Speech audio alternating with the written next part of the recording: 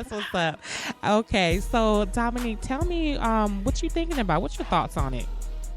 Right. Well, so I just wanted to start off saying, as a black woman myself, Mm-hmm. I'm not really mad at Rachel for pretending to be black. I just thought that it was misleading, that she wasn't honest with the public. True. Now, I know I hear you on that. That's really straightforward, and I hear you. Here's my whole thing. I'm still in mixed. I have mixed feelings about this. It's like I admire her because that she even. I admire her. Just because she even chose to even do this. Like, who denies that where they came from? You know what I'm saying? Right.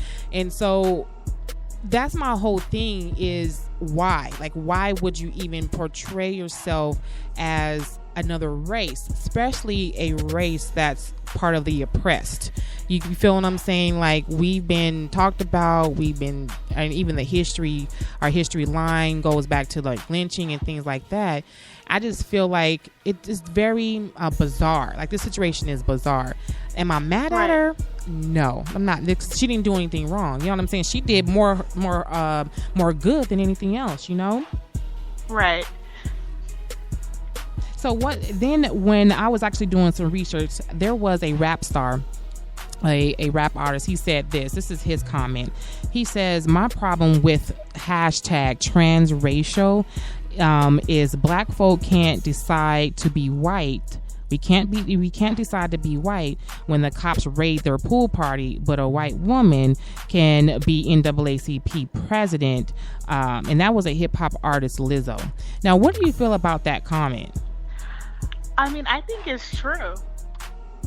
Honestly, all the cop brutality that's been happening around the world, it is true. But I think that he's comparing two different things. Mm-hmm, you know what I mean? Rachel, she didn't harm anybody. She didn't do anything wrong.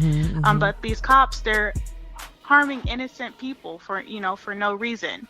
Right. So. Yeah, that's definitely true. I think it's just like, it's so bizarre. It's like, who wants to be a race, or who wants to be part of, who chooses to be, like, why? It's never clear. Have you watched her interviews?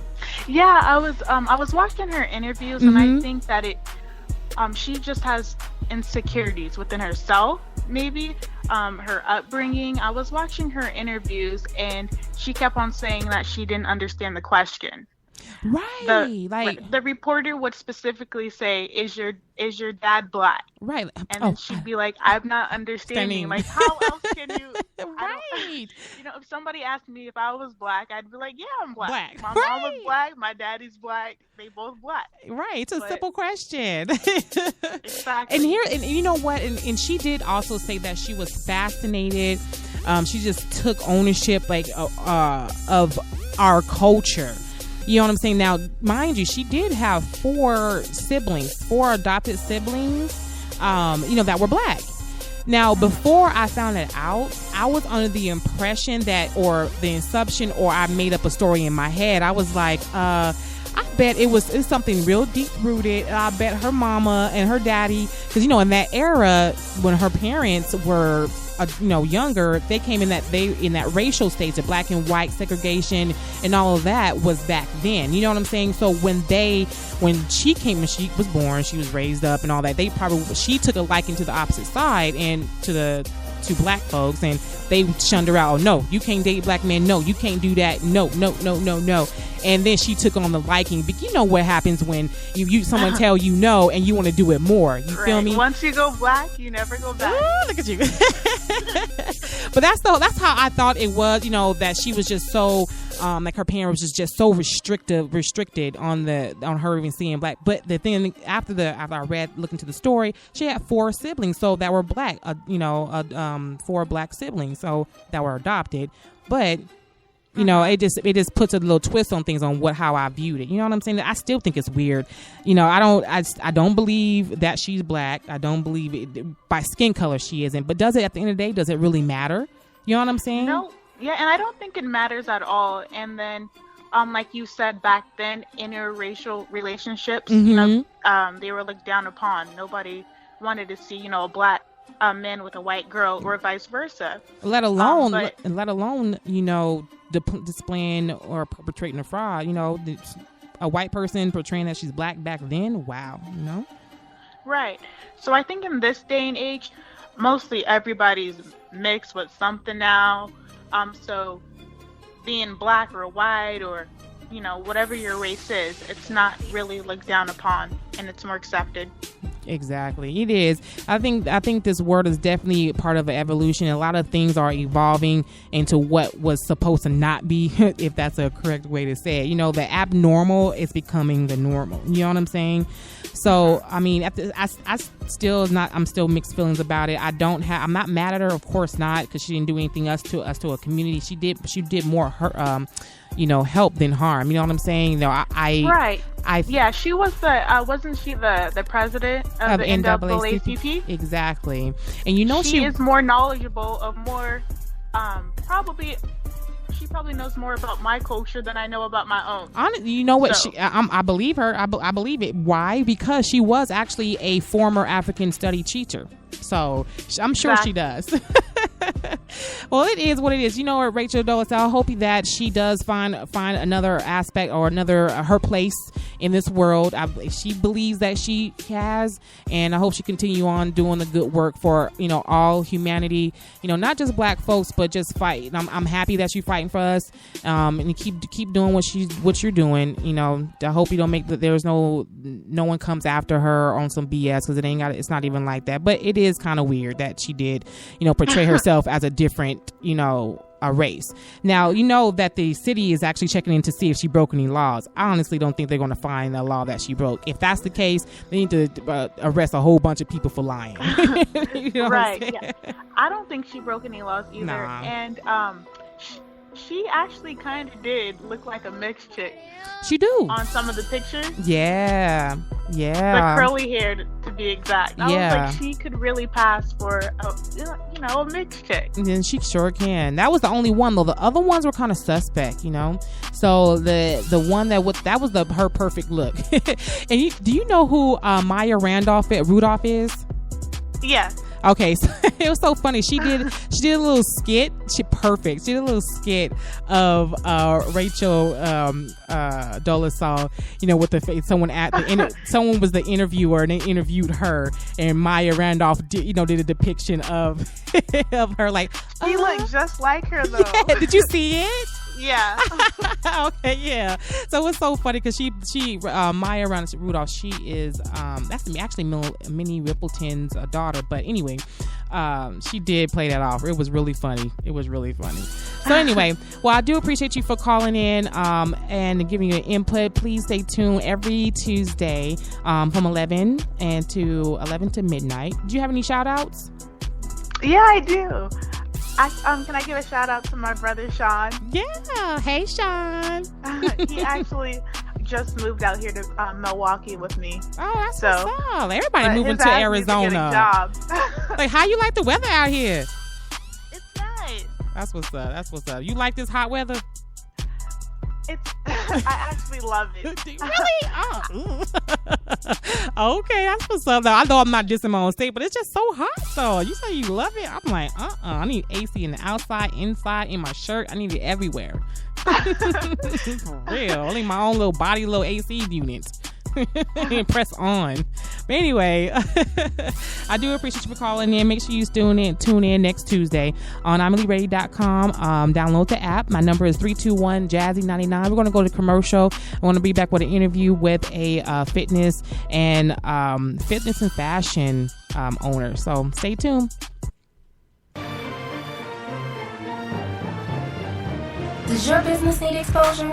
Are you having a party? Is your single or record dropping soon? How will you get the word out?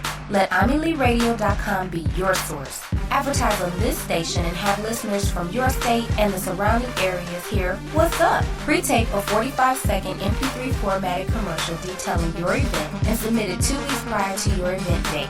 A member of our staff will contact you with further details so your commercial can be played during a Friday airing of I'mALeeRadio.com. It's that simple. Please submit your commercials and contact information to I'mALeeRadio@gmail.com. That's I'mALeeRadio@gmail.com. eliteradio@gmail.com.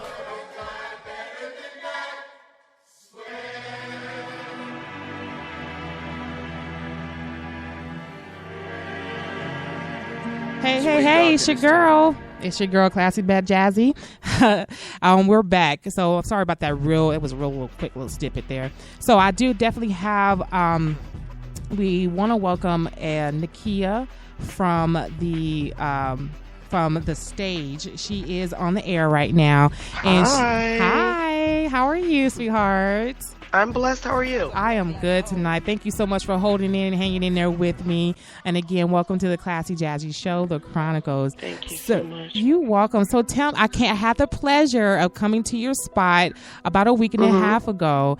And I love the concept of the fashion and fitness. So, and you have a grand opening that's coming up too, right?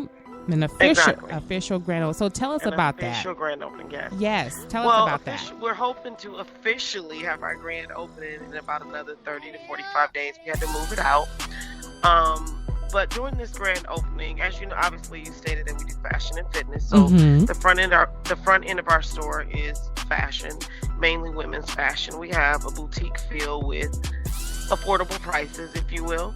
And in the back of our cafe is our dance studio or exercise studio. Yeah. And so what we wanted to do before we had our official grand opening is ensure that the store was running from front to back, fully. So once we get everything set up, the poles are in because we offer a pole fitness class and we have everything in place, all of our instructors in place. We're going to do our grand opening. That is great. And now the room in the back, you said the dance room. Now tell us a little bit more about the dance room. Well, currently we are doing yoga nights on Wednesdays from 8 to 9. And we also have Zumba starting July 1st, which is on a Tuesday. And then we just hired our first pole instructor today. So we're putting that schedule together. But it's just not used just for dance or exercise. We also offer the room for intimate meetings or gatherings, especially those that are relative to fashion, retail, or anything entertainment that would make sense to be inside of a lifestyle cafe, because that's what we call ourselves. That's nice. Now, I really do appreciate, because I'm all about woman empowerment and getting broadcasted out. Now, tell me where you got the concept of having the fitness and fashion.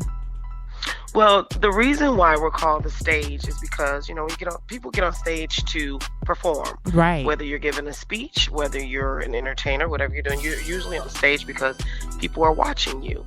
And if you think about it, Jazzy, in life, it's usually what we all want to do. We like to perform in life. You want to have the great job. You want to look good. You want to feel good. Most of us like to dress nice. You know what I mean? Right. So the stage represents that. We're about fashion, fitness, and feeling good. We want you to be able to come in and find something nice to wear. We want you to come in to work on your self-esteem, or maybe you want to work on your figure. Maybe you just want to come in and meet with other women who have some of your same interests and network. You know what I mean? So there's different elements, but at the end of the day, it's because life is a performance. Exactly. That's why we're the stage. It sure is, girl. Work that, work it all day. Yes. And Nakia, what I would like you to do, tell us where we can locate you, leave your number, leave your handles, your Twitter, Facebook, everything. Okay, well, I can tell you that I am always on Instagram. Okay. I do have a Twitter account, but my Instagram is Take a Sharper Look. And we do have an Instagram for the stage as well, which is the Stage on Brown, because we are on Brown Road in Mesa. So the Stage on Brown. And my personal Instagram is Take a Sharper Look, and everything's connected. And this is Mesa, Arizona. We're Mesa, Arizona. From Mesa, Arizona. That's what's up. And I do go ahead. I was going to say also, I'm going to be doing a book party. I'm a published author. I wrote a book called Release Me, 4 Steps to Sexy. And so that'll be tied into the stage as well. So we'll have to talk about the book another time. Yes, I'm so excited. You're always welcome on the Classy Jazzy Show. I'm looking forward to working with you, and I'm definitely looking forward to. Yeah, girl, I'm gonna take that class. That's like I want to be married again, and I want to have something in store for him on my honeymoon. That's right. All right. Well, nothing else, just for fun too. You got to come in and try it out. Girl, you ain't gotta tell me twice. All right. Well, thank you, Jazzy.